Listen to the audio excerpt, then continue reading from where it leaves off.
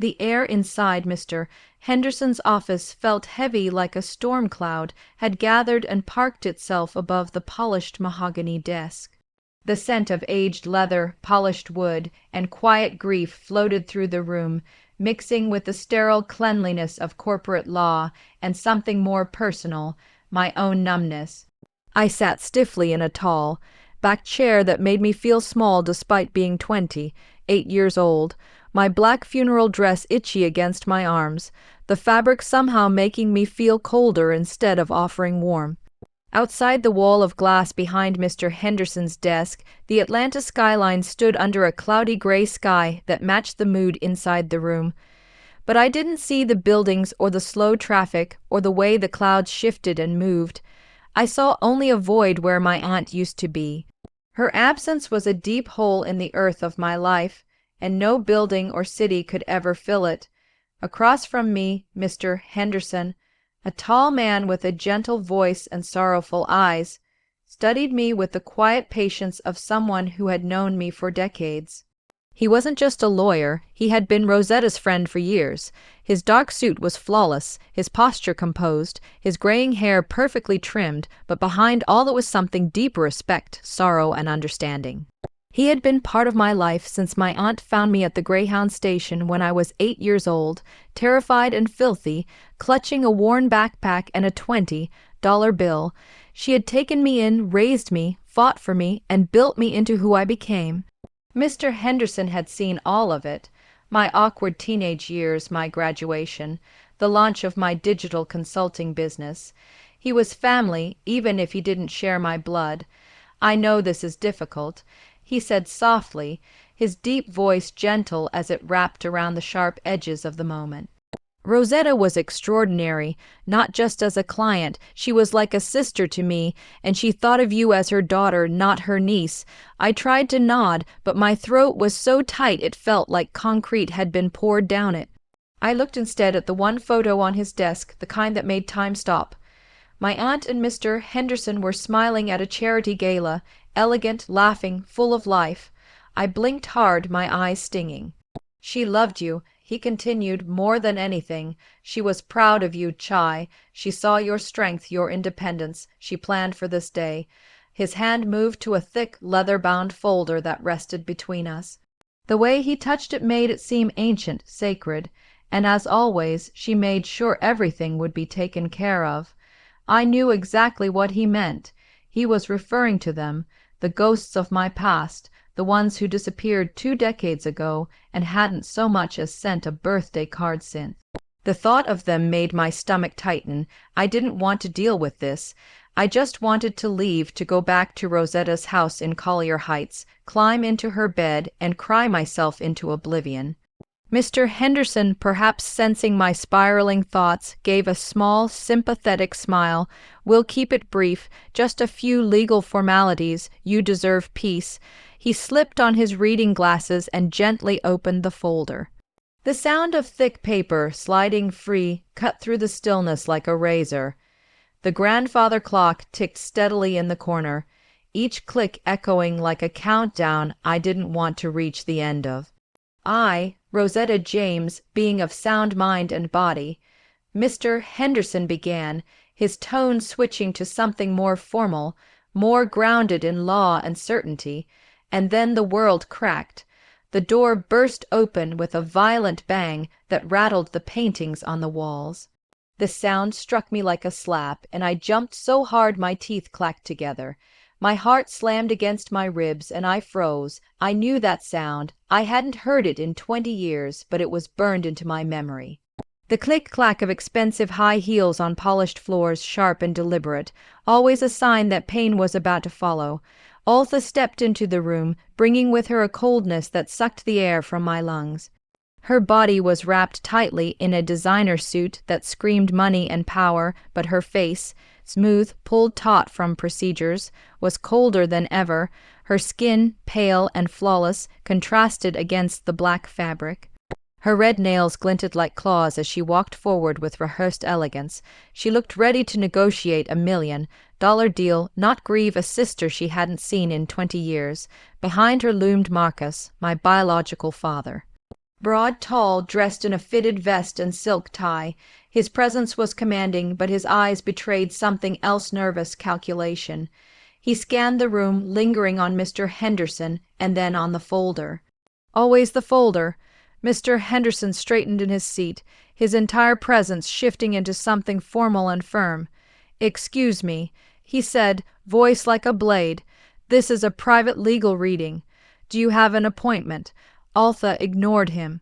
She didn't even glance his way. Her eyes locked onto me with a predatory smile so wide it looked unnatural. "Chani, baby," she said, her voice syrupy and fake as she floated toward me. I was already out of my seat, my hands gripping the arms of the chair like they might anchor me to reality. She opened her arms as if we were long lost best friends reuniting. "It's us. Mommy and Daddy are here."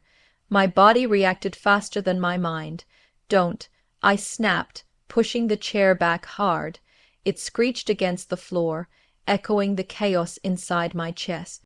"Don't touch me." The room froze. Her arms hung awkwardly in the air. Her smile faltered just for a second. In that moment I saw it, the rage beneath her polished surface. It was brief but unmistakable. She hated that I had denied her performance. Then the mask slipped back on. Her smile returned, pained and patronizing. "Chani, darling," she sighed, lowering her arms like I had just wounded her. "I know this is hard. We're just here for you. We're your parents." I stood tall, adrenaline flooding my veins. My voice was low but razor sharp. "Why are you here?" Altha blinked, offended. Marcus stepped forward, trying to look calm and composed. "We're here for the reading," he said evenly. "Rosetta was my sister. This is a family matter." I laughed. The sound came from somewhere deep and bitter. "Family." I repeated. "You abandoned me. You dropped me at a bus station when I was 8. Gave me $20 and told me to wait. You never came back." Altha's smile disappeared completely. "That's not true," she snapped. "You don't understand. I understand perfectly." I cut in, my voice rising. "Aunt Rosetta found me 3 days later in a public restroom stall. She legally adopted me. She sent you the papers. She sent you our new address. She sent you a phone number. You never called. You never showed up. Not once until today. Mr. Henderson stood up, his voice stern. "Miss James left clear instructions that neither of you were to be present today. I must ask you to leave." Marcus ignored him and took another step closer. His eyes didn't look at me, not with love or concern. They stared at the will. "We're not leaving," he said smoothly. "We're here for our daughter, and we're here for her best interest." Mr. Henderson looked to me. I nodded. He sighed heavily and returned to his seat. "Very well," he said. "Let's proceed." The reading continued, but the air had changed. Altha's fingers tapped rhythmically on the armrest. Marcus leaned forward like a lion stalking prey. My heart thudded as Mr. Henderson read off bequests to charities, a scholarship fund, her church, but then came the final clause, the one that shifted everything. "I leave the remainder of my estate, my home, its contents, my investments, and liquid assets totaling approximately $5 million to my niece, Chie Brooks." The room went still. Marcus's mouth twitched. Altha's tapping stopped. I couldn't breathe, not from joy, but from the overwhelming weight of her final gift. Then Altha exploded with laughter, a high-pitched, cruel laugh that cut through the air like glass.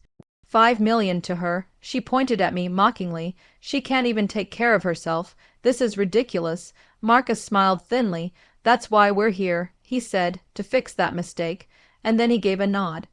Altha pulled a thick manila folder from her designer purse and slammed it on the desk.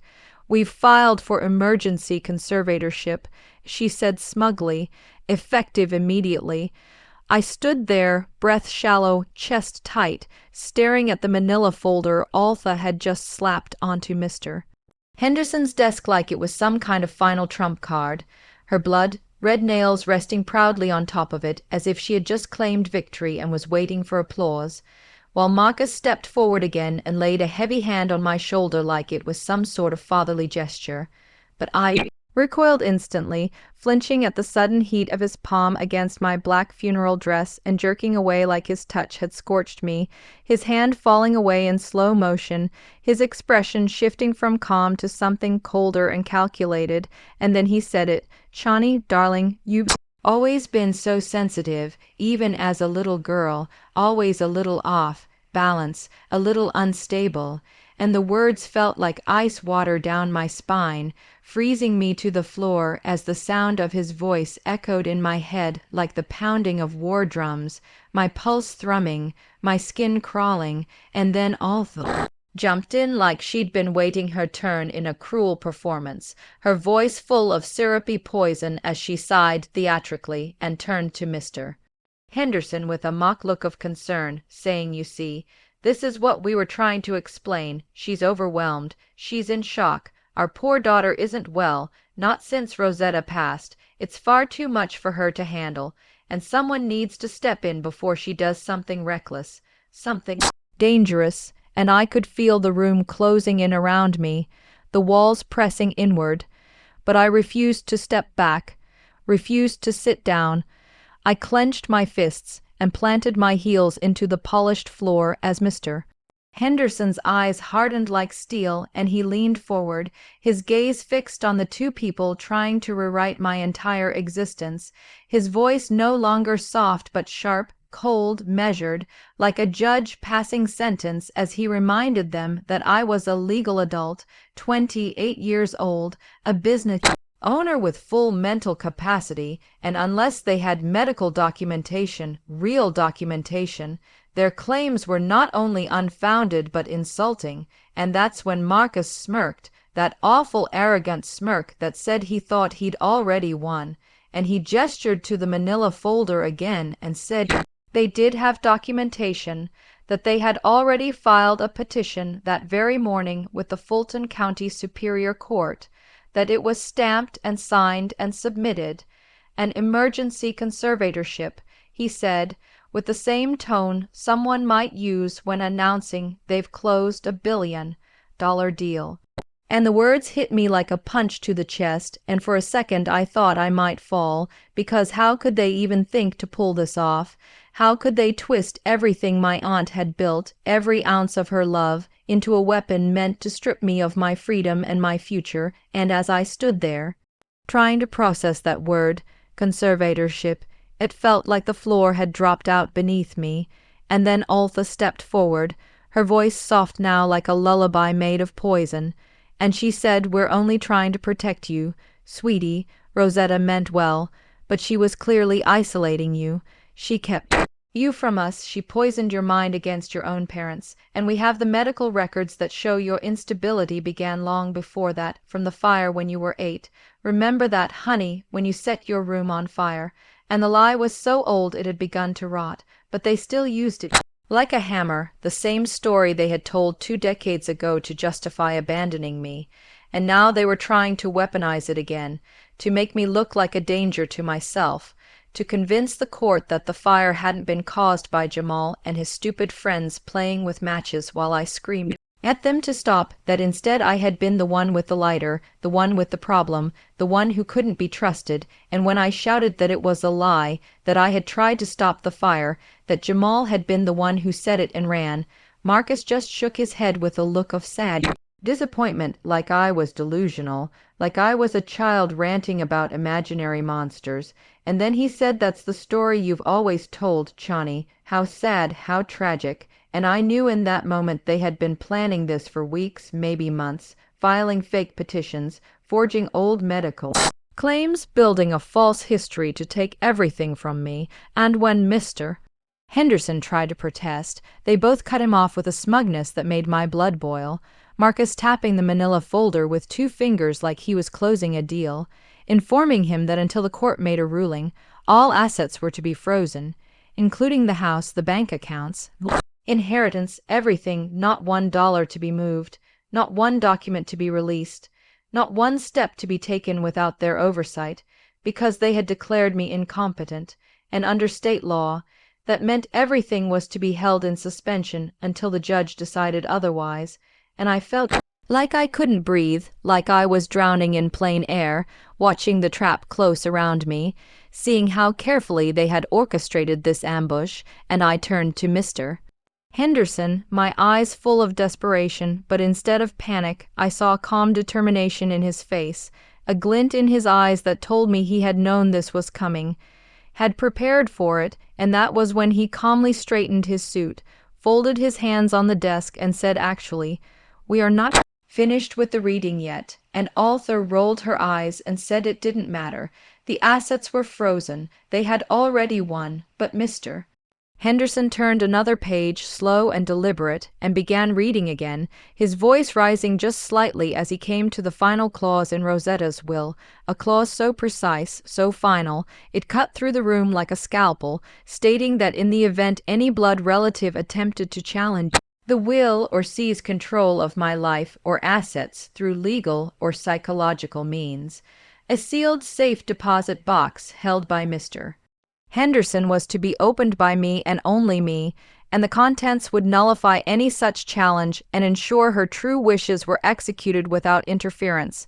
And when he finished reading, the silence was deafening, the smugness drained from Altha's face in an instant, replaced by confusion and fear, and Marcus blinked, as if trying to process what had just happened, and Mr. Henderson leaned forward and said, "You have triggered this clause with your petition, and Rosetta's final defense is now activated," and I watched their faces fall, the color draining from Altha's cheeks, Marcus tightening his grip on the armrest, the confidence fleeing their bodies like air from a punctured tire, because they had walked into a trap my aunt had set years ago, a trap sprung not out of paranoia, but out of knowledge, foresight, and the kind of love that prepares for every storm. And as they stammered and bluffed and tried to regain control, Mr. Henderson stood and placed a small envelope in my hands, one that held a key, a literal key, and he told me it was for the deposit box, and that it was time I opened it, because everything I needed was waiting inside, and in that moment my fear began to fade, replaced by something else, something stronger, something colder and sharper, like tempered steel being pulled from the fire, because they thought I was alone, but I wasn't. My aunt was still protecting me, even from the grave.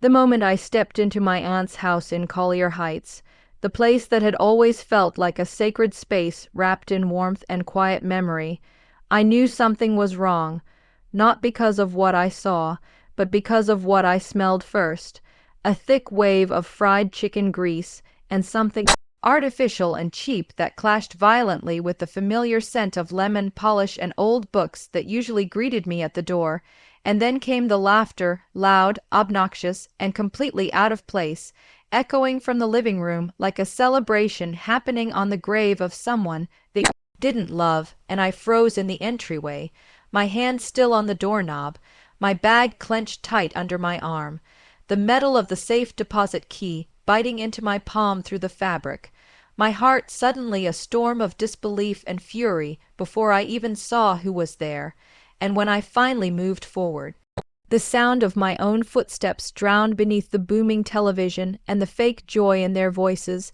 I rounded the corner, and there they were, Jamal, my so-called brother, lounging like a king on Aunt Rosetta's favorite cream velvet couch, his legs spread, dirty sneakers propped on her antique coffee table, surrounded by half-empty boxes of Popeye's chicken, biscuit crumbs littering the rug she had once told me was hand-woven in Morocco, and next to him was Becky, his eternally annoyed and plastics, wheat wife, scrolling through her phone like she was bored at a spa, not trespassing in the house of a woman who died days ago, and when I spoke, "What are you doing here?"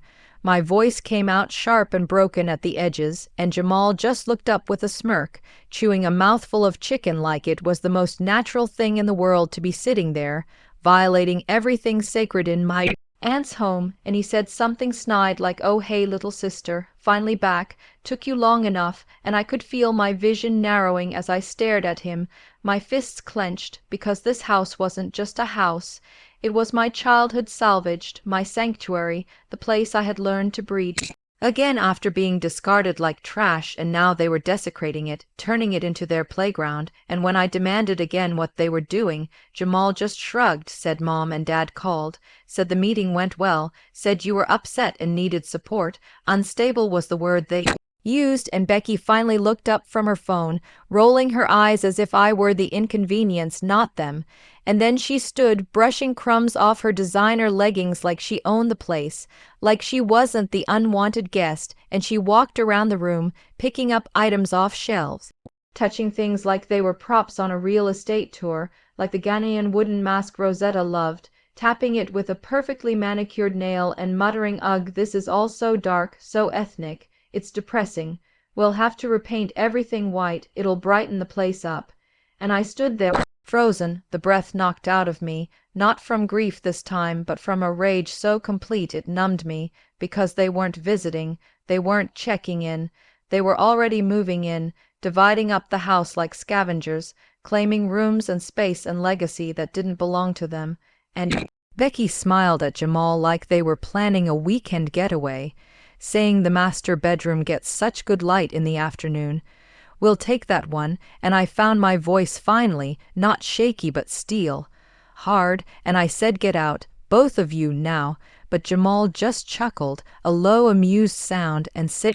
"No can do, sis," and Becky linked her arm with his, and added in that fake sweet voice that made my skin crawl, "We're here to help you, Chie. You're not well, you need watching, and your parents agree. We're staying at least until they're in charge officially." And that was the moment I realized the trap was bigger than I thought, deeper, more carefully laid. Because this wasn't about the money or the house alone. It was about painting me as unstable, emotional, irrational. And now they were all playing their roles perfectly, ready to poke and provoke me into exploding so they could say, "Look. See, she's not well, she's dangerous, she can't be trusted with $5 million or her own life." And I told them again, lower this time but with enough ice to freeze hell over, to get out of my house, take their greasy boxes and their fake sympathy and leave. And Jamal laughed again, louder, crueler, throwing his head back and saying, "Go ahead, call the cops, tell them what? That your big bad brother's eating lunch in your living room." And I shouted that it was trespassing, that the house was mine, that Aunt Rosetta left it to me, and Jamal's expression shifted from amusement to something sharper, smug and mean, and he said, "Are you sure about that? Because what I heard is they're telling the court you're not fit to manage anything, and you know how that works, right? If you're unstable, then your signature doesn't mean much, and if you make a scene, if you yell, if you fight, it just proves them right." And Becky was nodding beside him, smiling that thin, victorious smile, already imagining the white walls and designer rugs and throwing out everything that made the house a home. And Jamal leaned closer, tapping his temple like he was teaching a child how the world works, and said, "That's the setup. Sis, if you scream, if you lose it, you're done. They'll take everything, so go ahead, throw your tantrum, call the cops, please, we'd love to see it." And I realized in that moment how perfect the trap was, how thoroughly they had orchestrated it, how if I did nothing, they stayed, and if I did something, I looked crazy, and the fury inside me was so sharp, it burned away every other emotion, and I turned and walked away, not because I was weak, but because I knew I couldn't give them what they wanted. I climbed the stairs slowly, each step like dragging my feet through cement, my bag clutched so tight I thought I might tear the fabric, the metal box inside thudding like a heartbeat against my side, and I went to the guest bedroom that had always been mine, slammed the door shut, locked it even though I knew it wouldn't hold if they wanted to push through, and I slid down the back of the door, breath shallow, heart pounding, the sound of Becky's mocking laughter drifting up from downstairs as she shouted, "See, told you she's locking herself in," paranoid, unstable, and I gripped the strap of my bag with trembling fingers and pulled out the metal box, cold and heavy and real, the last thing my aunt ever gave me, and I opened it with the key Mr. Henderson had placed in my hand, and inside was not money, not jewelry, but stacks of paper neatly arranged and a single envelope with my name in her handwriting. And I opened it and read her words, her voice echoing in my mind, "My dearest Chie, if you're reading this, then the worst hath happened, and Altha has finally made her move, and there's something you need to know, something I kept from you until now to protect you, and what she wrote next turned my blood to ice, because the lie they had built everything on the fire, the abandonment. It wasn't just a misunderstanding or a panic decision, it was a sale, a transaction. Altha had sold me for $50,000, called me damaged goods, and offered me to Rosetta like I was a burden she could finally unload. And my aunt had paid it, every cent, and would have paid more if it meant saving me.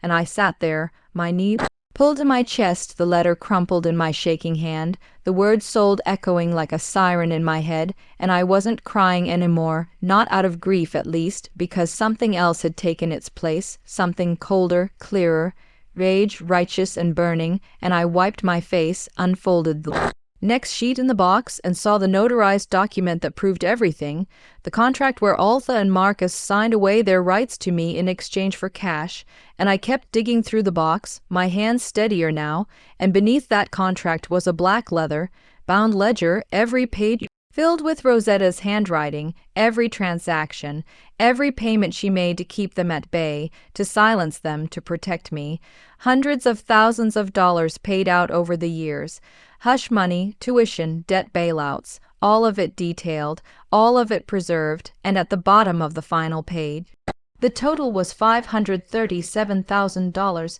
the amount she paid to keep me safe, and then I saw the flash drive tucked under the last sheet, and when I read the postscript on the back of her letter, P.S., Altha called me 3 weeks ago, told me her plan, and I recorded every word. I knew the war had just begun, but this time I wasn't unarmed. The black ledger lay open across my lap like a book of war crimes. A cold, methodical list of everything my aunt had paid to keep those people away from me. Line after line of transactions that turned the story I thought I knew into something even darker than abandonment. Because it wasn't just that they left me behind at a bus station when I was 8. It was that they profited from it for the next 20 years, showing up again and again like parasites every time they needed money. And Aunt Rosetta, out of love or maybe desperation, had given it to them tuition for Jamal's private college, gambling debts for Marcus, hush money for Altha's silence, credit card bills, car repairs, blackmail wrapped in civility, and each amount was logged with the precision of an accountant and the heartbreak of a mother who had to bribe monsters to protect a child that wasn't even legally hers, until she made it so. And as I turned the final page and saw the total, $537,000, I felt like the air had been punched from my lungs, not just because of the number, but because of what it meant, that their reach had never stopped, that the price of my peace had been nearly the price of a home, of a future, and it still hadn't been enough to stop them from coming back one last time to try and take it all. And then I looked down and saw something I hadn't noticed beneath the paper, something small and wrapped in velvet, and when I unfolded the cloth I found a USB drive, black, smooth, unmarked, and it felt so out of place among the dusty papers and inked entries. This cold little piece of modern plastic in the middle of a story that had started 2 decades ago. But when I picked it up and reread the last part of Aunt Rosetta's letter, I understood exactly what it was, because she had written in her final, careful hand, P.S. Altha thinks I was weak. She thought my illness made me senile. She thought she was being clever when she called me on video to explain how she was going to take you down. She didn't know. I was recording every second. Use this wisely, my daughter. She gave you the rope. Now let her hang with it. And I stared at the flash drive in my palm, my aunt's final play burning like a torch in the dark, and for the first time since they showed up in Mr. Henderson's office I didn't feel cornered.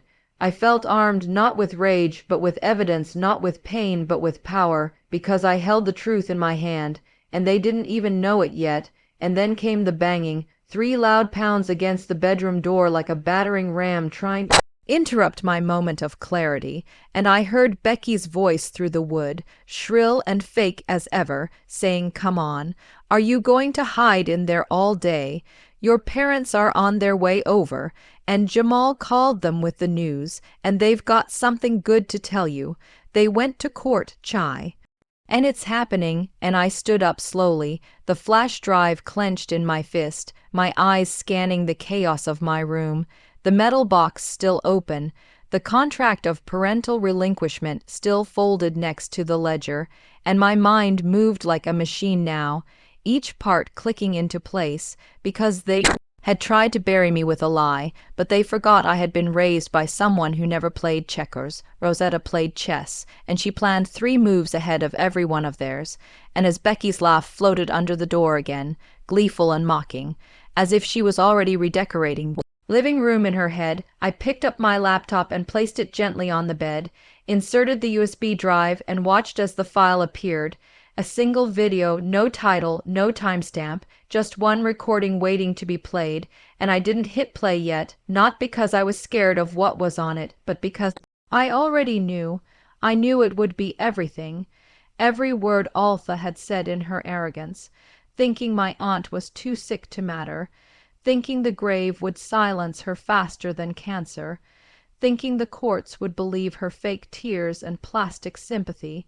And now I had the one thing none of them had planned for, proof raw and damning, and I took the ledger, the contract, the USB, and slid them back into my bag, each one of them now a blade I would carry into battle, and I walked to the door, my hand steady as I unlocked it, and the click of the lock sounded louder than it should have in the silence that followed, and I walked downstairs slowly, not like someone defeated, but like someone walking into a courtroom with the truth folded in her back pocket.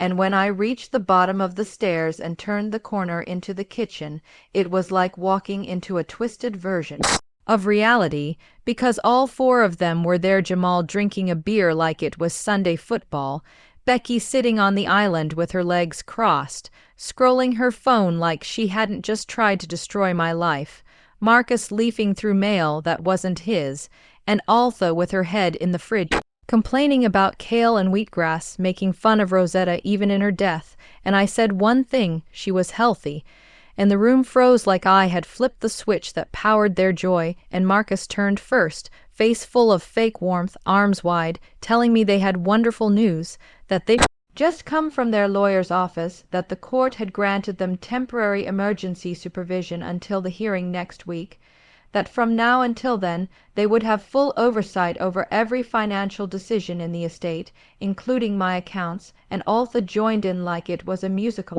number, saying it was all for my protection, that until a judge saw me, I couldn't use a credit card, write a check, or even pay the power bill without their approval. And Jamal raised his beer bottle in a mock toast and told me to be a good girl and maybe they'd give me an allowance, and the 4 of them stood there, smug and triumphant like villains who thought they'd already won, waiting for me to cry or scream or break down so they could smile and nod and say, see, unstable. But I didn't move, didn't speak, didn't blink. I just walked past them to the kitchen island, the same place where Rosetta and I used to bake cookies and make soup and talk about life, and I placed the black ledger on the countertop, and the sound it made when it hit the wood wasn't loud, but it was enough to shut them all up, and all 4 of them stared at it like it had teeth, and Jamal was the first to ask, "What is that?" But I didn't answer. I just opened it and read aloud the first entry, May 10th, 2011, $15,000 reason. Jamal's college tuition, and his face changed like someone had slapped him, and Becky laughed, thinking it was a joke, until I read the next one.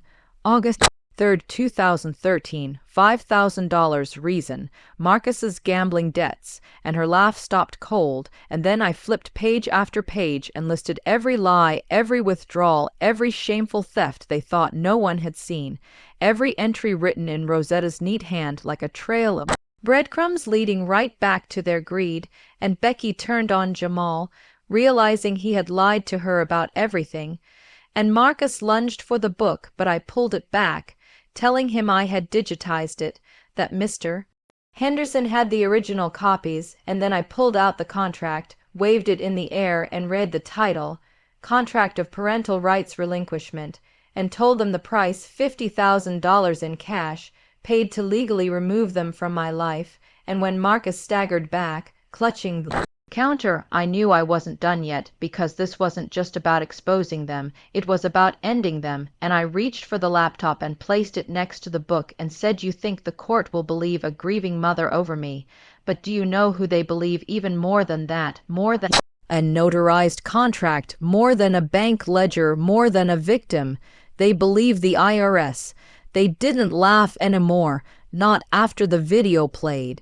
It was Altha, sitting on the patio at Rosetta's house, sipping from a wine glass like she was queen of the ashes, bragging into the camera about how easy it was to fool Rosetta into giving up the estate paperwork, and how she planned to manipulate the court by painting me as unstable, and the worst part was how proud she looked while doing it, as if betrayal were a game and she had already won. And when the final few seconds rolled and her voice said, by the time the girl figures it out, we'll already have the money, I turned the laptop around to face them and said nothing, because the silence in that room was more powerful than any threat. And for a full minute nobody moved, and then Marcus broke, pacing like a caged animal, cursing at Altha for being so arrogant, asking why the hell she would record something like that, and she defended herself, saying she didn't know Rosetta was sick enough to be recording everything, and Becky was already pulling away from Jamal, who stood frozen, his face drained of color as he realized the ship was sinking and none of them had brought a lifeboat, and I let them scramble, let them sweat, let them understand what it meant to be on the receiving end of a trap, and then I picked up the folder. Mr.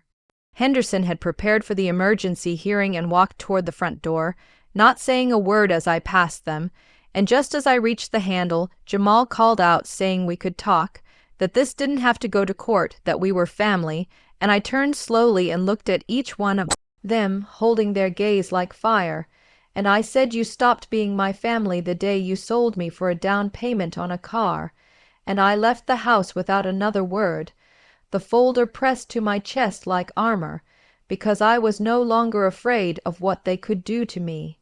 Their threats were noise now, empty bluffs with no cards left in their hands, and when I arrived at the courthouse the next morning, Mr. Henderson met me at the steps, his expression calm but firm, and he said we had everything we needed, the financial records, the relinquishment contract, the video, the medical confirmation of Rosetta's competence at the time of signing, and most importantly, the notarized witness testimony from the neighbor who had seen my parents come and go over the years demanding money, and I asked him what the worst case scenario was, and he said honestly nothing. The court wouldn't even have to hear my parents' side once they saw the evidence, and the judge had a history of siding with legal guardians over biological parents in cases of abandonment, and for the first time in days I felt the weight lift from my shoulders, because the courtroom was no longer a battlefield. It was now a burial ground for their lies, and inside the session moved quickly, faster than I expected, with the judge reading over the documents, raising an eyebrow at the video evidence, then turning to my parents with a frown so deep it seemed carved in stone, and Marcus tried to speak, tried to argue that they were misrepresented, that the video was taken out of context, but the judge cut him off, stating that willful and sustained abandonment, paired with documented financial exploitation, disqualified them from any claim to the estate. And then he slammed the gavel down and ruled that all control would be returned to me immediately, and any further attempt at contact would be treated as harassment under the law, and just like that, it was over. But when I stepped outside into the daylight, it didn't feel like victory, not exactly. It felt like freedom laced with exhaustion, like surviving a storm that tore the roof off your life, and Mr. Henderson shook my hand, told me Rosetta would be proud, and left me standing on the sidewalk with the papers that gave me everything back. And yet I couldn't help but think about all the years I spent wondering why they had left me, why they had never come back, why it had been Rosetta holding my hand through every school recital, every doctor visit, every heartbreak, and now I knew it wasn't just neglect, it was greed. They didn't want me. They wanted what I was worth. And when I walked back to the house, it felt different, not like a home anymore, but like a fortress I had defended with The truth, and the moment I walked in, I saw what they had done while I was gone. The drawers pulled out, cabinets open, papers scattered, like they had tried to find one last piece of leverage before fleeing, and I called Mr. Henderson immediately, who said he'd send a locksmith and a security team to make sure everything was changed, and that was when I decided I wouldn't stay there anymore, not in that house full of ghosts and half-finished betrayals, not under the roof where my aunt had died trying to protect me.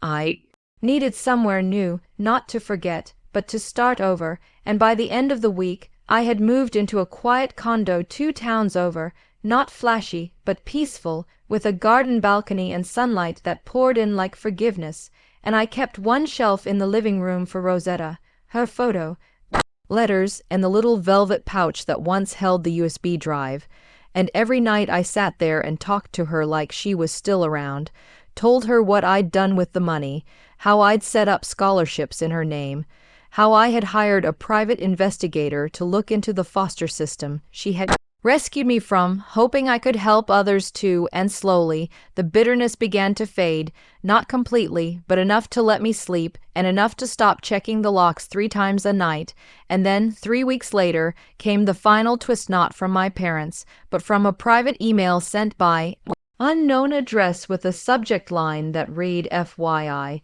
"Your parents are suing Becky." And when I opened it, I found attached legal filings showing that Jamal and Marcus were suing her for fraud and misappropriation of funds, claiming she had spent money that belonged to the group, and it made me laugh, because snakes don't share food, and watching them turn on each other was the most poetic ending I could have imagined, and I leaned back in my chair, sipping tea, thinking about how everything they built on lies was finally falling apart under the weight of their own schemes. And the best part was I didn't have to lift another finger. Etta had already written the ending. After everything that happened in court, I thought I'd feel more at peace, but instead I found myself restless, pacing through my new condo like the walls were still echoing with old memories. Some nights I would sit in silence, staring at Rosetta's photo, wondering if she knew what she had truly protected me from. I didn't miss my parents. I missed what I had once hoped they could be. That version of them, the dream I clung to as a child, had been shattered forever. But the weight wasn't gone. It had just changed shape. I still had responsibilities, estate matters to finalize, charities to fund, a house to sell, and media inquiries to dodge because somehow the news of the court battle had leaked. A few journalists started snooping around, digging for drama. I told them nothing. Rosetta was a private woman, and I planned to keep her legacy that way. Meanwhile, Becky's lawsuit against her co-conspirators was heating up. It turned out she had quietly taken more than her share of the stolen money before things fell apart. Marcus and Jamal were blaming her now, saying it was all her plan, and she had manipulated them, but none of them looked innocent. Mr. Henderson forwarded me a series of depositions, and it read like a script from a soap opera, lies on top of lies, backstabbing alliances, each of them trying to crawl out of the hole they dug together. I almost felt sorry for Becky, but then I remembered how she had smiled at me at Rosetta's wake, all fake kindness, and I knew she deserved every sleepless night. While they fought among themselves, I kept working. I donated part of the inheritance to causes Rosetta believed in: shelters for abandoned children, legal aid for foster youth, programs for financial literacy in low-income areas. I met with the directors, asked them about their biggest challenges, sat in on strategy sessions. I didn't just throw money at the problem. I showed up, and slowly something inside me started to shift. I wasn't just reacting anymore, I was building. My story didn't have to be about revenge. It could be about restoration. One afternoon, while packing the last of Rosetta's belongings from the old house, I found a shoebox in the back of her closet, hidden beneath a stack of books. Inside were letters, dozens of them, letters she had written but never sent. Most were addressed to me, but a few were written to my parents. She had tried again and again to convince them to reconnect with me, to do the right thing, to show up and take responsibility. Her words were so full of hope it hurt to read them. She really believed they might change, and with each letter I saw how hard she had worked to keep me whole. It made me cry, not out of sadness, but gratitude. She had loved me when she didn't have to. She had chosen me, defended me, and given me a life they never would have, and now, even in death, she was teaching me how to be strong. I kept one of the letters, the one she wrote to me on my 15th birthday, where she talked about how proud she was and how she believed I'd grow into someone powerful and kind. I framed it and put it above my desk. It reminded me that I didn't have to carry bitterness. I could carry purpose instead. A few weeks later, I received a letter of my own, hand-delivered, no return address. It was from my mother, not a phone call, not an email, an actual letter written in shaky handwriting. In it, she said she was sorry, not for abandoning me. No, she never used those words, but for the pain caused. She blamed circumstances, said they were young and scared and didn't know how to raise a child, claimed Rosetta had made it seem like everything was fine and that they didn't think they were really leaving me forever. She talked about guilt about watching the court video and feeling ashamed. She asked if we could meet, said she just wanted to talk. I folded the letter neatly, placed it back in the envelope, and stored it in a drawer.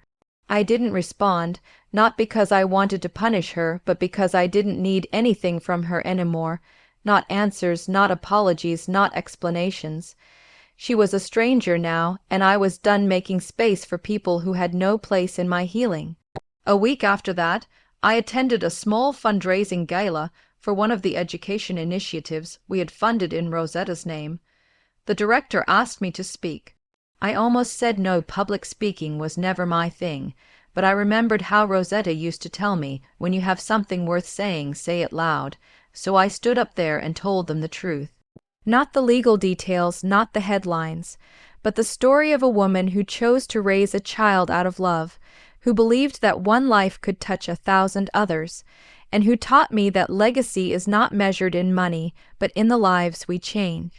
The crowd stood when I finished. Some had tears in their eyes. That night, walking home under a sky full of stars, I felt something I hadn't in years. Peace, real peace, and I knew that no matter what came next, I was going to be okay. The scars were still there, but they no longer bled. They were reminders, not wounds, and I owed that to Rosetta, her love, her sacrifices, her fierce protection. That was the beginning of the next chapter. Not survival, not revenge, but growth, a life finally lived on my terms, after months of legal back, and, fourth, after media speculation, donation ceremonies, and moments of quiet peace, I received another letter, this one from my father. Like my mother's, it was handwritten, and the envelope was thick, stuffed with pages. I hesitated before opening it. His handwriting looked unfamiliar now, like a stranger's, but I opened it anyway. He wrote about regret, about mischances, about how he had watched me from afar once the court case made the news. He said he saw something in me he didn't expect, strength. He said he wanted to be proud, but felt ashamed instead. He confessed that he had been jealous of Rosetta, that she succeeded where he had failed, that she became what he couldn't be. He tried to explain why he left, why he allowed my mother to walk away and followed without a fight, why he stayed silent all those years. He wrote about financial pressure, depression, his own failures as a man, but all I could think while reading was, where was this when I was 6, when I was 9, when I was 12, and crying myself to sleep because no one wanted me? Regret is a strange thing. It doesn't fix the past, but sometimes it reveals the truth, and the truth was, they didn't think I was worth staying for, not back then, not until the money came, not until the headline, not until I was someone in the public eye. I didn't respond to his letter either. I couldn't. There was nothing to say. He had lived in absence for 15 years and now wanted to rewrite the story, but I already had the full book in my hands. I wasn't angry anymore. I was indifferent, and that was worse. Around the same time, Rosetta's foundation was starting to gain national traction. We were being invited to conferences, podcasts, schools. I was becoming the face of something larger than me, and even though it was exhausting, I found purpose in it. I started mentoring teens who were going through foster care. I spoke at panels, quietly without cameras. I wanted to be what Rosetta was to me, someone who believed fiercely without conditions. One evening, while reviewing financials, I noticed something odd. A large donation had come into the foundation anonymously. But tracing it back through the transaction trail, I realized it had come from one of my father's old companies. He was trying to support from behind the scenes now. I didn't know whether to laugh or cry. It felt like a bribe for forgiveness. I let the donation stay, not because I forgave him, but because the money could help someone who needed it. Let it do good, even if it came from guilt. Weeks later, a reporter called asking if I'd like to appear on a talk show, one of those emotional reunion episodes. They had somehow gotten in contact with my parents and wanted to bring us together live. I declined immediately. This wasn't a performance, this was my life. I refused to be turned into a segment for ratings. When I hung up, I sat in the quiet for a long time. No tears, just calm. I was finally learning how to say no, to choose what I wanted, what I needed, and not just react to everyone else's choices.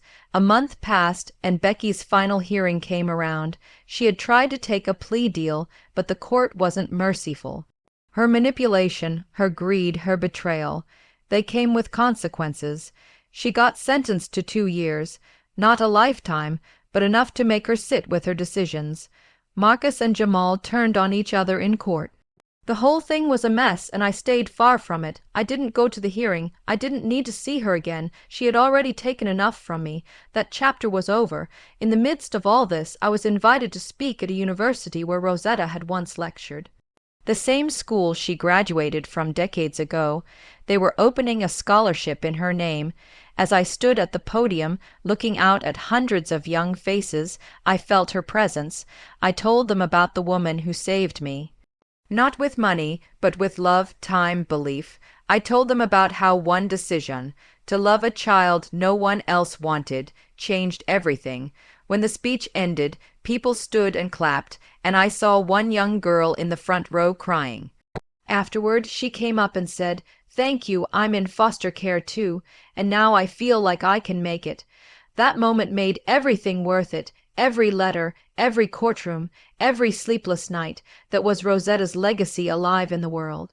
As I left the building, the university dean handed me a small box. Inside was Rosetta's honorary medallion, a token from when she was recognized for her lifetime achievements. She left it in our care, he said, with instructions to give it to you when you were ready. I held the medallion in my palm, the weight of it pressing into my skin, and I finally understood what it meant to carry on someone's legacy, not just the name or the money, but the heart of who they were. That night, I didn't go back to the condo. I drove out of town to the old cabin Rosetta used to take me to in the summers. It was dusty and cold, but full of memories.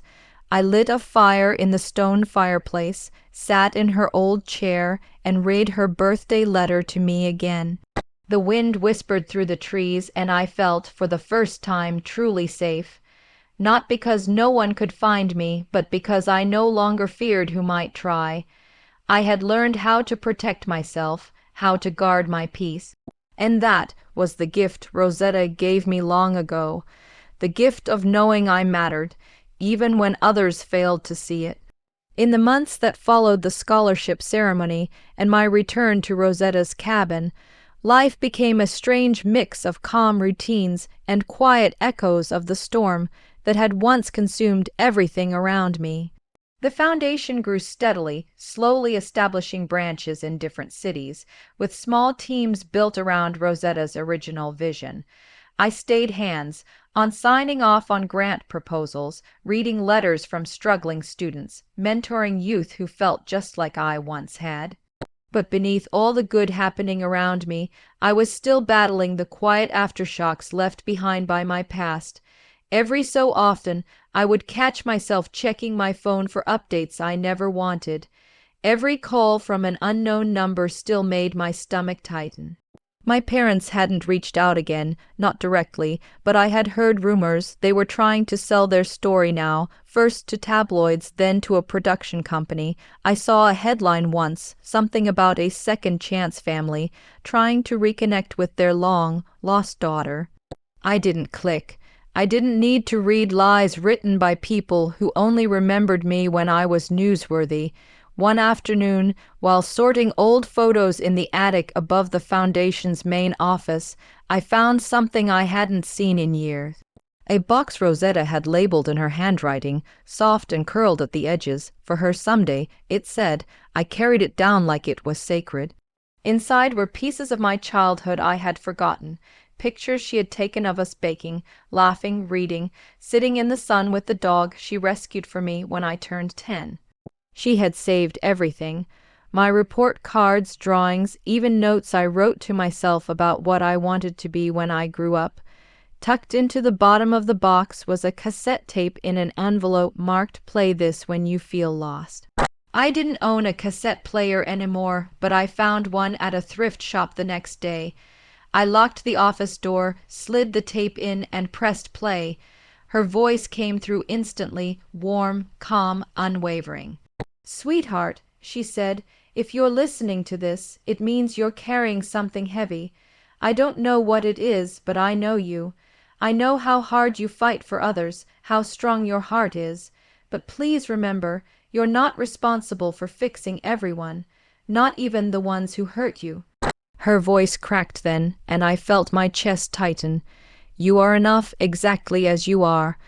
Not because of what you've survived, but because of who you are when no one is watching." The tape ended with silence, but it echoed in me louder than anything had in years.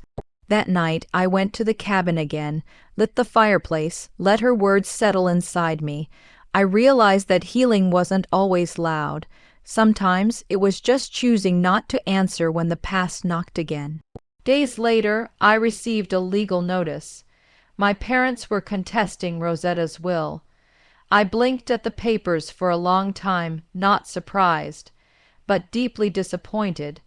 They were claiming emotional distress, that Rosetta manipulated me against them, that I was incapable of handling the estate. I laughed out loud, not because it was funny, but because it was pathetic. After 15 years of silence, abandonment, and betrayal, they were still trying to take something, this time through a courtroom instead of a crib. My lawyer, a patient woman named Karen, met with me the next day. She looked over the documents and said, "They don't have a case, but we need to be ready anyway. Some judges bend when people cry." I nodded. I had cried enough for a lifetime. I wasn't bending anymore.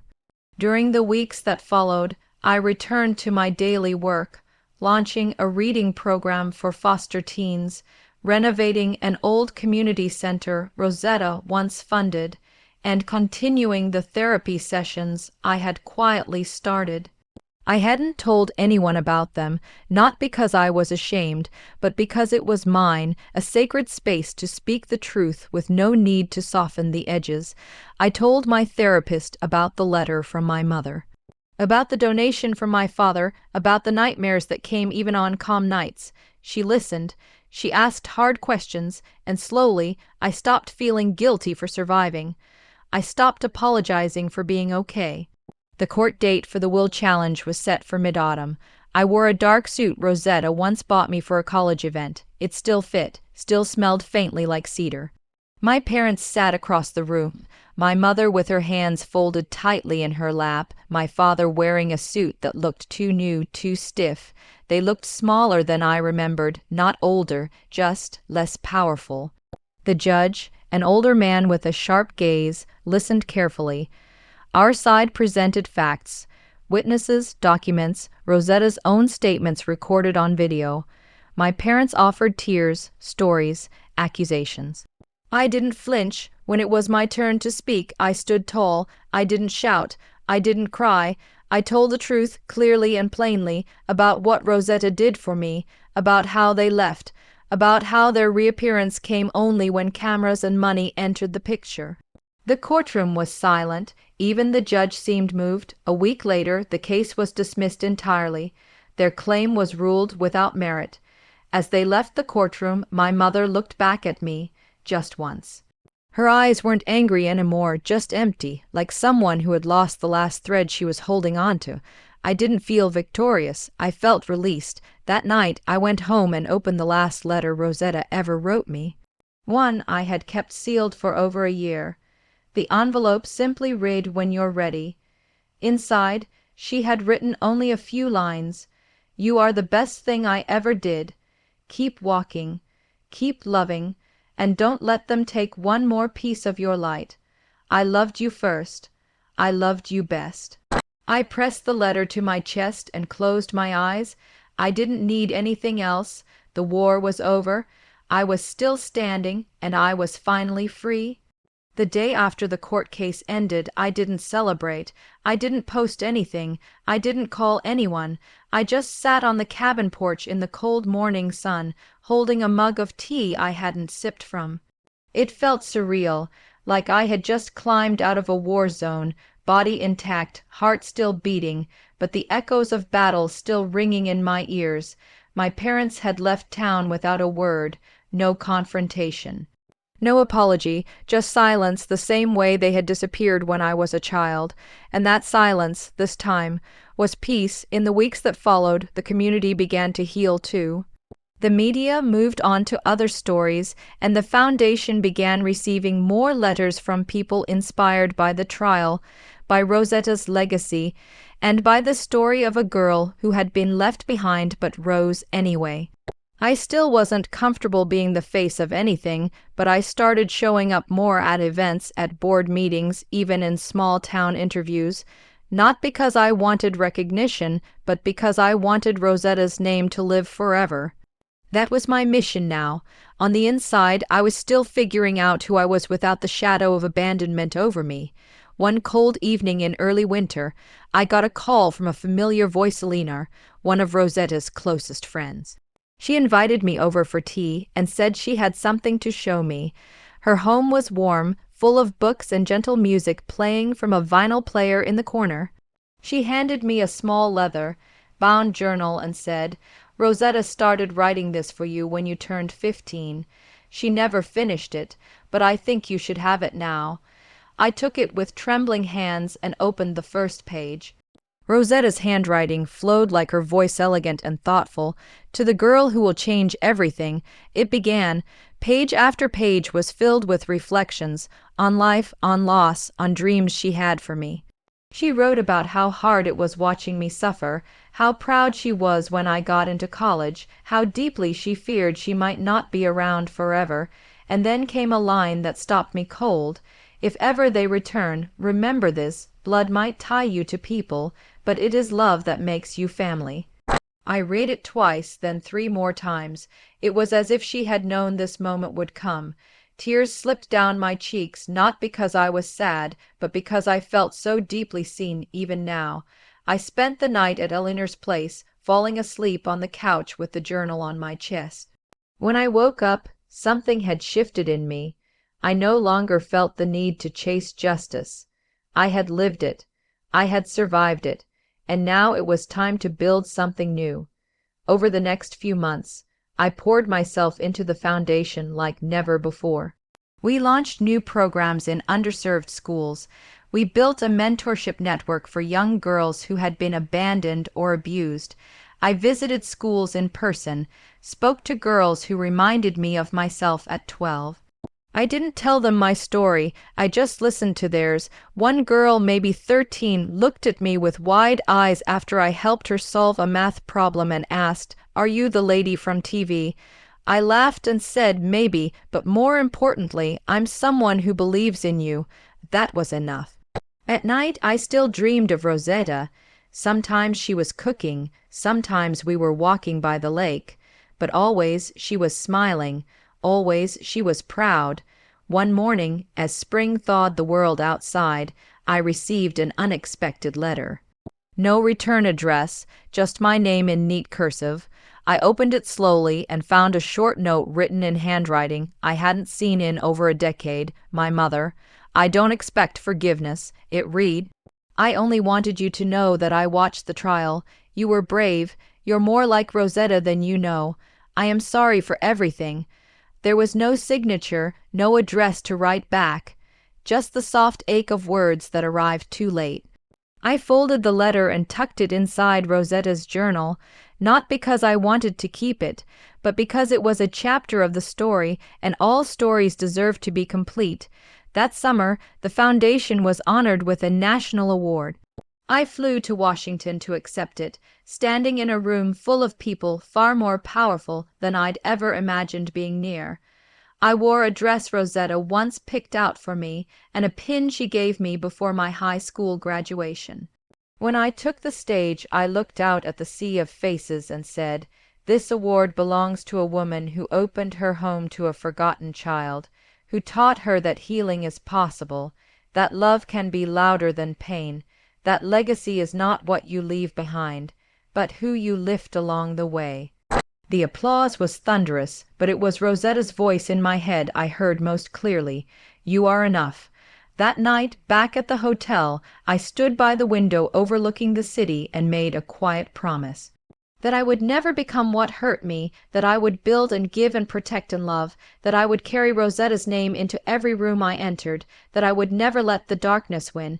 In late autumn, I went back to the cabin for a weekend alone. I brought Rosetta's journal, my own notebooks, and a small bouquet of flowers I laid at the base of the old tree where she once told me stories as a child. I sat there for hours, writing letters I never planned to send, to my father, to my mother, to the girl I used to be. I burned them in the fireplace that night, watching the paper curl and vanish into flame. With every word that disappeared, I felt lighter. I realized that closure wasn't always an event. Sometimes it was a choice. A decision to stop waiting for something you'll never get and start becoming something you always needed, and I had become it, not by erasing the past, but by refusing to let it define me. When I left the cabin the next morning, frost coated the ground and the sky was a deep, endless blue. I breathed in the cold air, smiled to myself, and knew with certainty I was finally free. I was standing at the edge of a world I had never imagined I would control, watching as the mansion that once belonged to my Aunt Rosetta slowly transformed into something more than just a symbol of her wealth. It was becoming a living space again, a home breathing with purpose and people and meaning, not just walls and luxury and silence. Every time I walked through those marble halls now, I could feel her presence not as a haunting echo, but as a strong memory that gently reminded me of who I was becoming. I had started putting up portraits of her, not the fancy studio ones, but the ones where she laughed in the garden or waved at me from the kitchen window or held a cake with crooked candles. Those were real. I spent mornings in her greenhouse learning the names of every plant she once cared for. The staff who had stayed, people who had worked with her for decades, now looked at me not as a visitor or a child, but as someone who belonged here. One afternoon, Mr. Holloway, her gardener, handed me a packet of seeds and said, "Your aunt said these were for your birthday. She ordered them a year in advance. She wanted you to plant something of your own here." I took them with tears in my eyes, knowing it was her way of saying she was still rooting for me even from beyond. I planted them myself, knees in the dirt, hands shaking, and it was the most grounded I'd felt in years. Meanwhile, the foundation was not just growing, it was thriving. We had already approved funding for 3 community centers, each one set to open within the next few months. I traveled to each site personally, met with local leaders, walked through buildings that still smelled of dust and fresh paint. In one center, a girl named Clara, round 10 years old, grabbed my hand and asked if she could show me the mural she painted on the wall. It was a tree with bright red leaves and birds flying out of it. "That's you," she said, pointing at one of the birds. "You helped us fly." I broke down crying right there, not because I was sad, but because it felt like something in me had finally healed. The pain of being abandoned, the years of loneliness, the fear that I would never matter. Clara shattered all of that with a single sentence. Back at the mansion, I had started sleeping in Rosetta's room. Not because I wanted to replace her, but because it was the one place where I could feel closest to her. Her scent still lingered on the pillows. Her books were stacked by the bed. I kept a small candle lit on her nightstand, and every night, just the way she used to. Some nights I would lie there and talk to her like she was still alive, telling her about the meetings, about Clara, about the way the lilies were blooming in the garden again. One night, while sorting through the last of her boxes, I found a small locked drawer inside her writing desk. I wasn't looking for secrets, but curiosity pulled me in. I called Mr. Holloway, and he said, "She once told me that drawer was meant for your hands only." I found the key taped under the bottom of the desk. Inside was a single photograph of me as a child, sitting in Rosetta's lap, both of us laughing. Written on the back were the words, "She saved me as much as I saved her." I clutched that photo to my chest and cried so hard I couldn't breathe. In that moment, I realized this inheritance wasn't about money or property. It was about love, unshakable, unwavering love that had rescued us both from something much darker. I had survived abandonment, but more than that, I had rewritten what family meant. One day, while preparing for an upcoming event at the mansion, I heard a voice I hadn't heard in months, my mother's. She was standing at the gate, unsure, fragile, clutching a bag as if she expected to be thrown out. I didn't yell, I didn't cry, I simply walked to her and asked, "Why are you here?" She looked down, voice trembling. "I didn't come to ask for anything. I just wanted to see the place your aunt built, the place you're building now. I didn't invite her in." But I didn't shut the gate in her face either. We stood there in silence for several minutes. Then she said, "You look like her when you're angry." I almost laughed, almost. Then she added, "I know I failed you. I know it's too late. I just wanted you to know that not a day goes by where I don't regret everything." I didn't have the energy to explain what she missed. Birthdays, heartbreaks, college rejections, nights I cried myself to sleep wondering what I did wrong. Instead, I just said, "She gave me everything you threw away, and I made it into something better than you ever could have imagined." She nodded. That was the last time I saw her.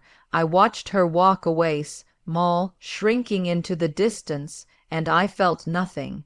Not hate, not sadness, just clarity. That chapter was closed. My father never returned. I had stopped expecting him to. In the months that followed, I continued the work Rosetta had left me. I expanded the mentorship program. I hosted open days at the mansion where girls from foster care systems could walk through and dream big. I turned the West Wing into a creative arts center. I even started writing a book, not about my pain, but about Rosetta's love. About how someone could come from broken pieces and still build a whole life. I had finally learned to smile without guilt, to speak without fear, to walk without wondering if I belonged. I did. I absolutely did. And every time I stood in front of a crowd, at a fundraiser, at a school, at a national event, I always said the same thing. I was left, but I was also chosen, and that changed everything. The days moved quickly after that confrontation, and I found myself waking each morning with a clarity I hadn't felt in years, a purpose that was no longer tied to revenge but to rebuilding something of my own. The house that once felt like Rosetta's castle now pulsed with my heartbeat. I took long walks through the halls, touching the walls as if reminding them that the bloodline had not broken, that the family name wasn't ending in selfishness, but being reborn in resolve. I invited over the same legal team that Rosetta had trusted for decades, not just to update the estate paperwork, but to restructure the foundation's growth plan. My vision wasn't just to preserve her legacy, but to expand it in ways she would have loved. We brought in educational consultants, grant advisors, and counselors to design a youth leadership curriculum for the girls we had already started mentoring.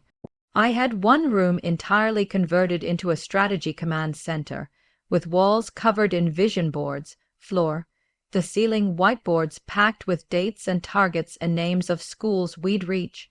Each initiative bore her name somewhere, but I also included mine, not out of ego, but out of a promise that I would no longer hide behind her shadow.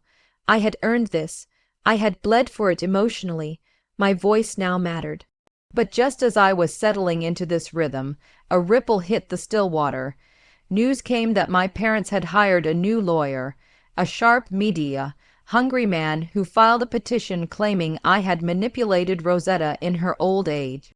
They wanted to contest the will, alleging undue influence. It was the same tired playbook greedy people always ran when they were shut out. The media picked it up, headlines swirled, heiress at war with estranged parents, family feud over millions. It was insulting how they turned my pain into entertainment, but I refused to let it derail me. I walked into every meeting with my chin up and fire in my eyes. My legal team was sharp, but I was sharper, because no one knew the truth like I did. I sat in front of a camera for a public statement. I didn't cry, I didn't scream. I simply said, they abandoned me. I was 10. My aunt raised me. She gave me love, not just a roof. And now they want to erase that because they see money. But I will fight for her, for what she built, and I will win. That video went viral. Messages poured in, people from all over sharing their own stories of being left, discarded, only to rise again. I was no longer alone in this. I had an army of quiet survivors rooting for me. During the early court sessions, I wore Rosetta's brooch, a small blue sapphire pinned to my collar. My parents sat across the courtroom, both suddenly clean, styled, softened. It was disgusting. They played the role of mourners, claimed they were only trying to understand why their daughter had shut them out. Claimed I was the one with bitterness, but the evidence crushed them. Letters from Rosetta, financial records showing how she'd supported me since I was a child, photos, videos, journal entries. The judge didn't look amused. My mother avoided my gaze while my father couldn't hold it for more than a second. I realized then they weren't ashamed. They were simply afraid of exposure. They had hoped I would keep the past quiet. They never expected me to be this loud.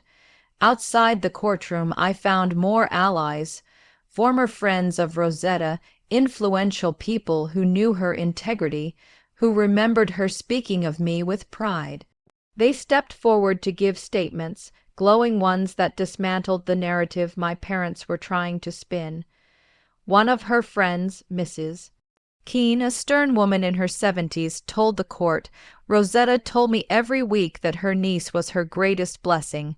There was never a question of who she trusted. That shut down an entire day of arguments from the other side." But the most powerful moment came when we submitted a voice recording, a message Rosetta had left on my birthday, just months before her passing. In it, she spoke of how proud she was of me, how she had no regrets, how she had rewritten her will herself because she believed in my heart, not just my mind. That audio played in the courtroom and filled the space like a church sermon. You could hear a pin drop. My mother wept quietly. My father looked like he wanted to vanish. I stood tall. I didn't cry. I had already shed all my tears when I lost Rosetta. This was justice now. The media shifted tone. The headlines started favoring me. Heiress with a heart. Daughter of betrayal reclaims her legacy. And through it all, I kept the foundation running. I refused to let the legal war distract me from the real mission. I visited community centers. I led group talks. I sat on school floors with teenage girls and listened to their fears and dreams. They called me Miss R. I wore that title with pride. One girl, Olivia, told me, "I thought I'd be nothing because I have no parents, but you showed me you can still be someone. You're more than someone. You're everything I want to be." I hugged her so tightly. She didn't know how much I needed that too. Behind the scenes, we were also digitizing all of Rosetta's old philanthropic files, making them public so others could learn from her methods. We created scholarships. We funded therapy programs for foster youth, and in one major move, I bought the building that used to house the social services office where I was once processed as an abandoned child. We turned it into a sanctuary, a place of new beginnings. I named it the Rosetta Home. We held an opening ceremony. Hundreds came. My voice cracked on the mic when I said, This is where I was once just a file in a drawer. Now it's where dreams begin. And then, another blow. My parents filed for a temporary restraining order, claiming I was mentally unstable and dangerous to them. It was clearly a stunt to rattle me. The court laughed it out, but the damage was emotional.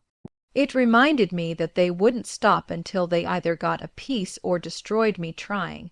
So I stopped playing defense. I launched a full counter suit, not for money but for defamation. I wanted the world to see that slander had consequences.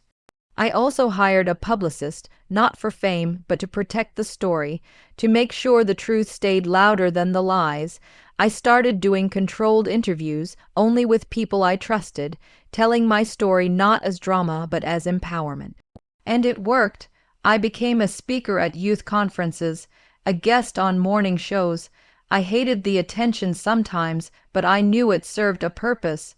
My story was no longer just mine. It was a beacon for others.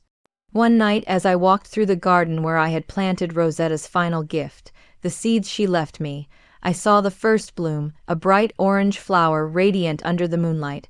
I knelt beside it and whispered, "We're still growing, Rosetta, you and me." It was in that moment I realized I had already won. No courtroom, no judge, no parent could take away what had been built here. This wasn't just revenge, it was reclamation, and I would keep building it, one bloom, one girl, one dream at a time. The days that followed were full of pressure and rising heat between everyone in that big mansion, and I could feel it, something ugly brewing beneath all the polished surfaces and fake smiles.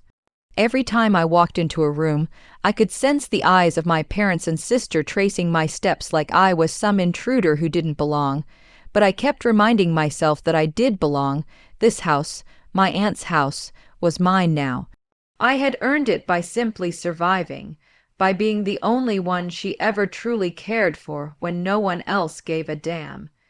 It was like the walls themselves whispered that I was right to be there, and that's what gave me the strength to stay grounded as the tension clawed at me like smoke in my lungs.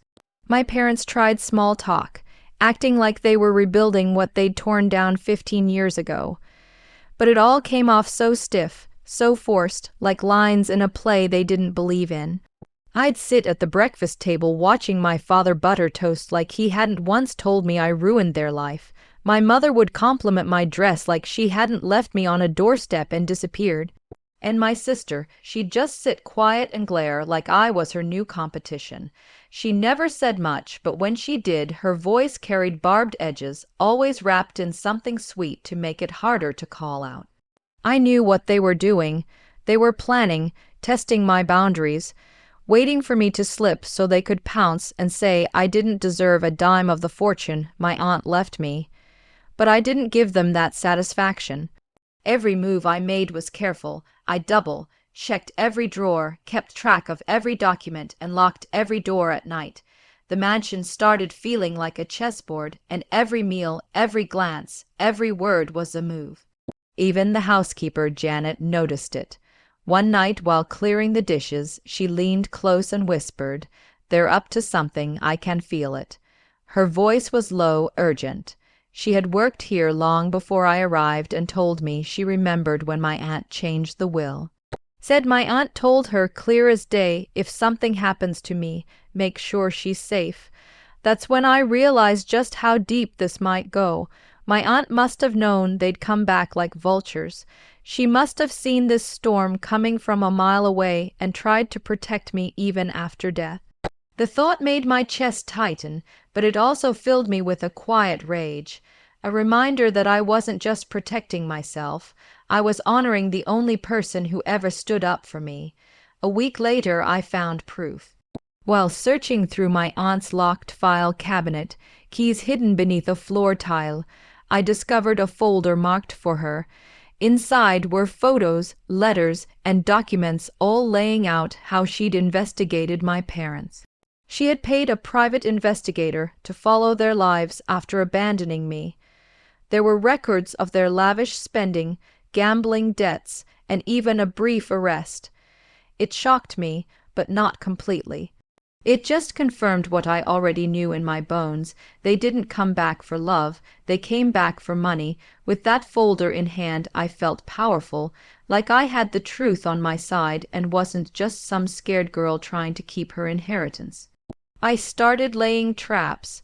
I set up small cameras around the house, discreet ones hidden in vents and bookshelves, places only I knew about.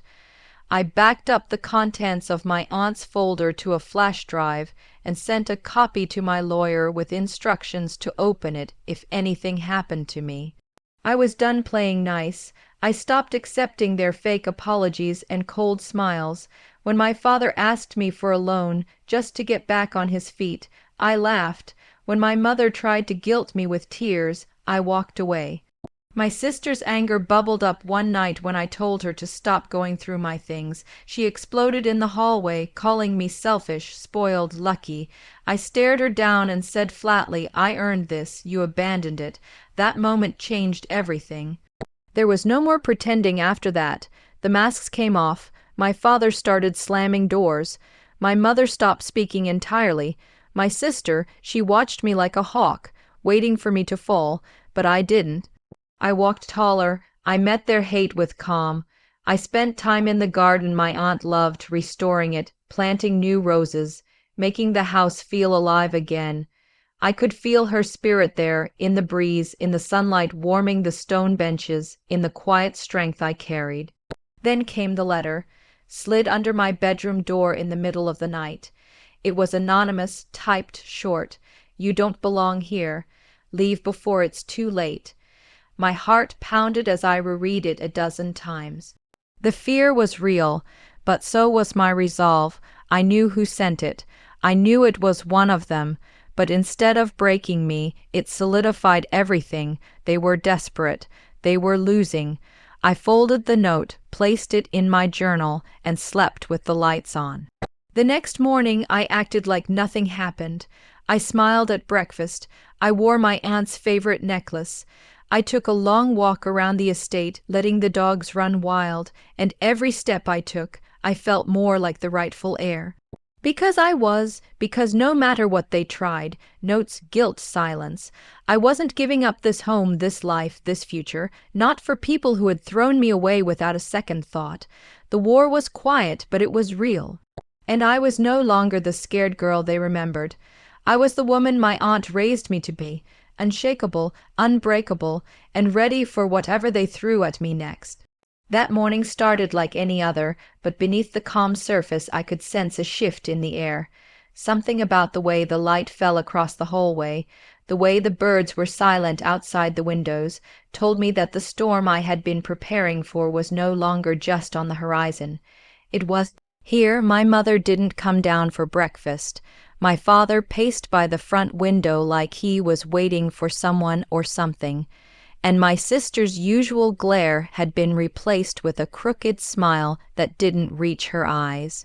I sat at the long dining table, slicing my toast with a silver knife, pretending not to notice the energy in the room, but my hands were tense under the table, fingers locked tightly together to stop them from shaking.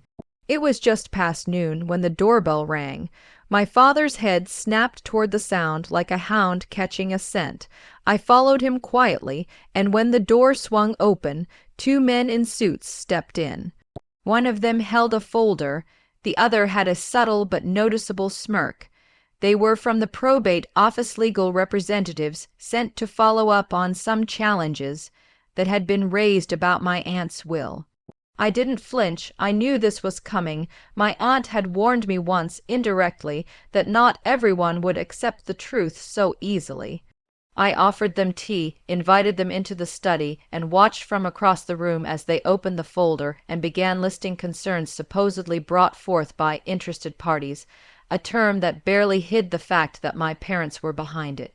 They were contesting the will, saying it was unjust, that I had manipulated my aunt in her final months, that she had not been in her right mind. Lies, every word of it. My hands were cold, but my voice was steady.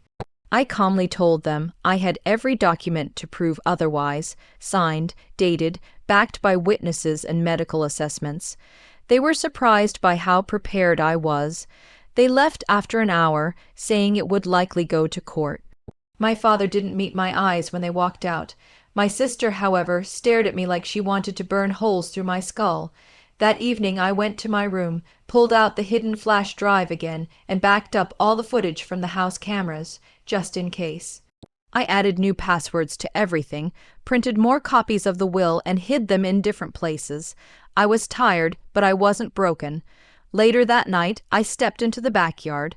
The moon was pale and full, casting a blue glow across the garden my aunt used to tend. I walked past the roses, now in full bloom again, and sat on the stone bench she used to love. And for the first time in days, I let myself cry, not from fear, not even from anger, but from the deep weight of it all. The betrayal, the fight, the memories that wouldn't fade. My aunt should have been here to see this. She would have laughed in their faces and held my hand as we walked them out of the house, but she wasn't. And I was alone in this war, except for her voice that still echoed in my mind. "You're stronger than they'll ever be."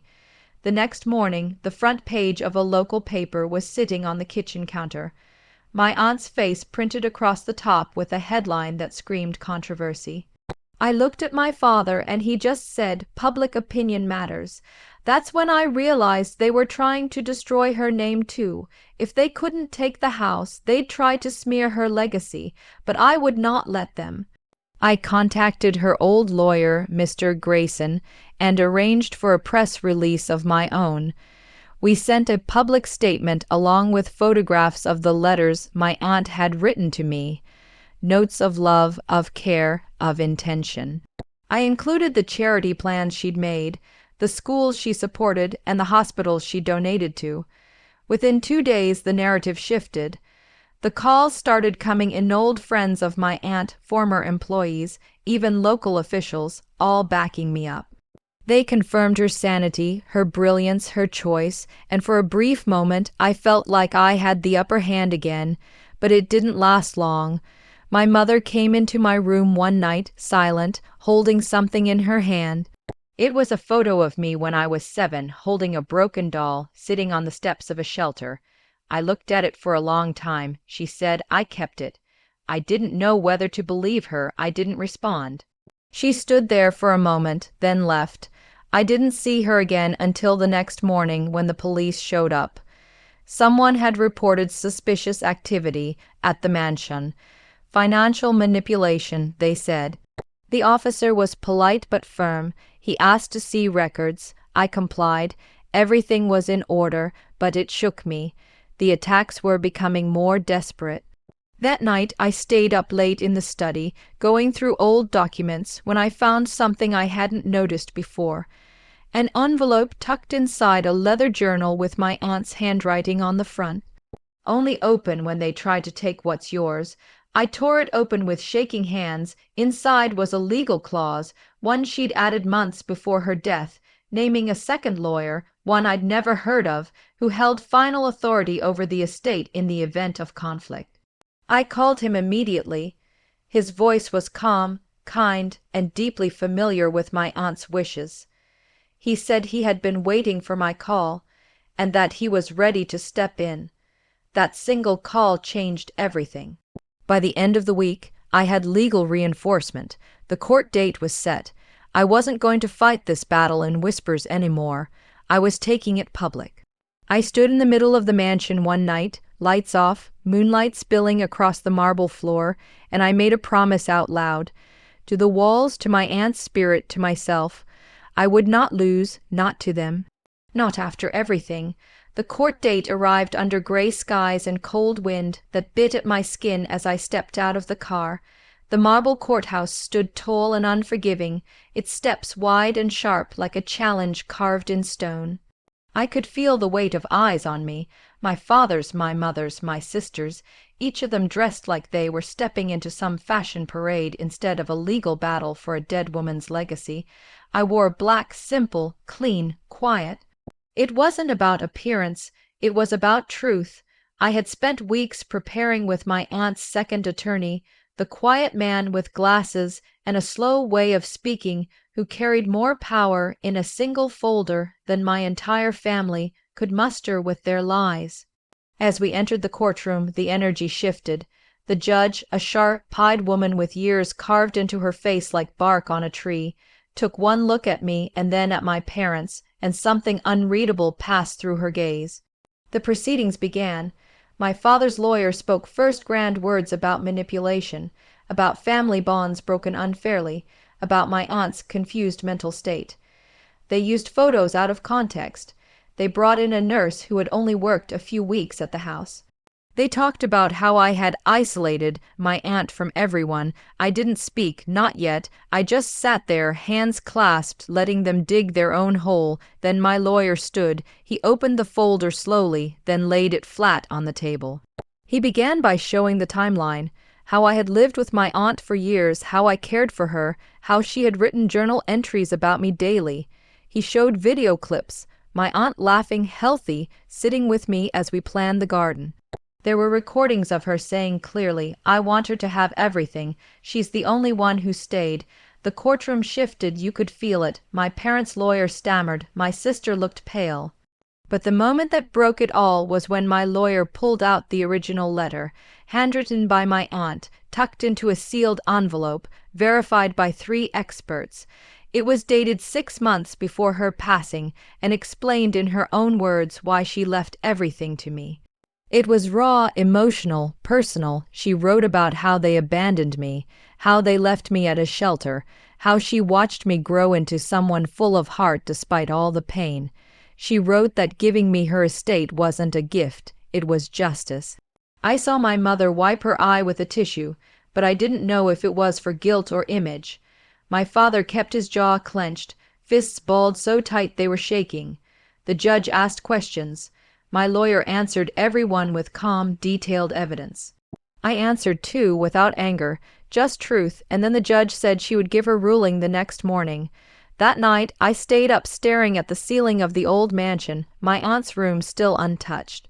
I walked through the halls with a candle, feeling every creak in the floorboards, every painting watching me. I sat at her piano and played the first few notes of the lullaby she used to hum, and I cried. Not because I was scared of losing, but because the war had taken so much out of me, and no matter the outcome, she was still gone. Morning came with sun this time. Warm light spilled over the courtroom windows like a promise. We all returned, me, my parents, my sister. This time we sat in silence. The judge entered. She didn't waste time. Her ruling was clear. The will was valid, the evidence irrefutable. The estate belonged to me. Every asset, every inch of the property, every account, every item. My parents had no claim. My sister had no legal ground. Their contest was denied. I didn't react immediately. I just closed my eyes and let the silence press into my ears. My parents walked out without looking at me. My sister whispered something under her breath. I didn't catch it, and I didn't care. I walked out of that courtroom into the bright day, and for the first time in a long time, I breathed like someone free. Reporters were waiting outside. I said nothing. My aunt would have hated a circus. I went straight home and sat in her old garden, now overgrown, and I spoke to her aloud. We did it. I said, they didn't win. The wind blew through the roses, and I swear I could feel her hand on my shoulder, even if just for a second. I didn't feel triumphant. I felt grounded, safe. Like something right had finally been done in a world where so much had gone wrong. That afternoon, I began the real work, restoring the house, turning it into what my aunt had always dreamed of, a home for people like me, girls abandoned, forgotten, wounded but not broken. I wrote letters to shelters. I hired builders to convert the East Wing into dorms, style rooms. I had my aunt's study preserved exactly as it was, and I placed her photo in the main hallway, her, young and smiling, in the garden she loved. She deserved to be remembered right.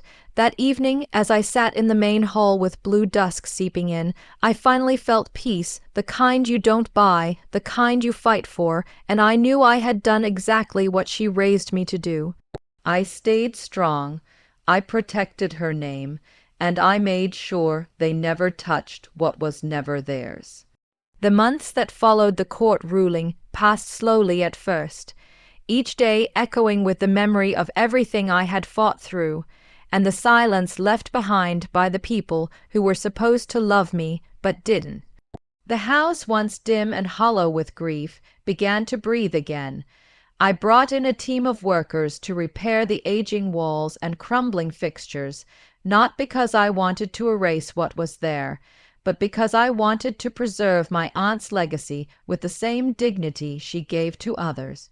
Her portrait hung in the center hallway now, surrounded by vines and soft golden lighting that warmed the wooden floor beneath it. I kept the piano room as it was, untouched, just as she left it, her music books still open, her notes still scribbled in the margins.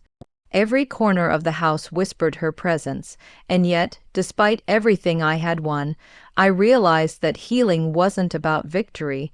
It was about rebuilding something honest after years of being forgotten.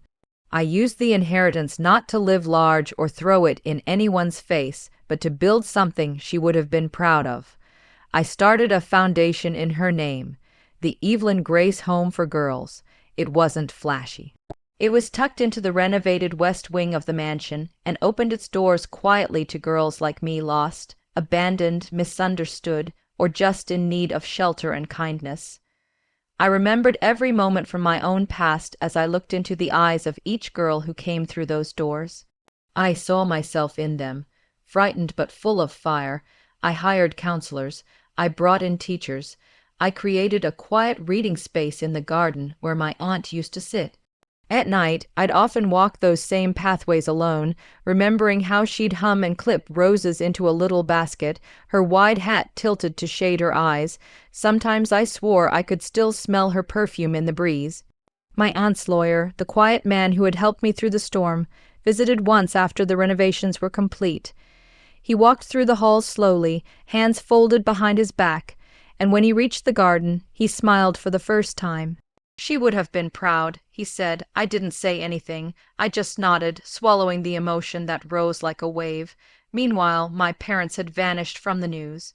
The court decision had been covered in a few local outlets, but they didn't speak to the press, and they never tried to reach me again.